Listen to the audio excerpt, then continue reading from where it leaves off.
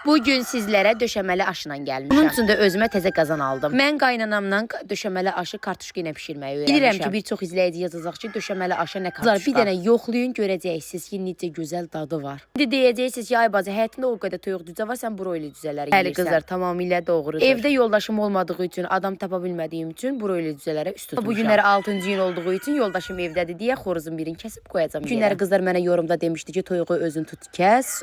Bir anlıq ağlımdan keçmədi, nə yalan deyim. Burada görürsünüz ki, kartuşka ilə soğanı doğrayıb ətin üstünə əlavə edirəm. Ətin üzərinə sos olaraq da deyim nə hazırlayım. Mayonez bir qaşıq, sarı kök, qırmızı istiot, duz, bir xörək qaşığı da palçıq turşusu. Şeycə onları qarışdırandan sonra toyuğun üzərinə əlavə edib qəşəngcə əlinizlə yoğurun qarışdırın. Ətin canına keçənə qədər əlinizdən qəşəngcə özdəliyin. Düyünü də çox da qaynatmayın. Çünki döşəməli aş ən azı yarım saat, 1 saat içində hazır olur. Tavanın dibini yağlayın və ən birincidə əti sonra isə üzərinə kartuşka ilə soğanı tökün, sonra da ən sonda da düyünü. Sarı kökünü də vurun, ağzını bağlayın, qoyun qəşəng pişməyə. 2 saat içində də gedin qəşəngcə ev işinizi təmizləyin, başınız qarışacaq, bir də görəcəksiniz ki, hazırdır. Çalışdığınız qədər düyün üzərinə də yarım stəkan su əlavə eləyin ki, öz vamında pişsin. Gördüyünüz kimi burada əti düzürəm, hər birində yaxından çəkmişəm sizlərə göstərmək üçün. Qızlar, ətə mayonez vurun. İnanın ki, müsibət dadı var. Deyəcəksiniz ki, ay bacı, nə mayonez? Yəqin ki, kababı hazırlayanda toyuq ətindən və üzərinə mayonez sosu hazırlayıb vururuq. Bunda kabablar da möhtəşəm qızarır, qəşəng çıxır ortaya. Burada nəticəni göstərəm. Gələn vloqda görüşmək diləyilə qızlarım. Hələlik özünüzdən müğayət olun, takib atmağı da unutmayın.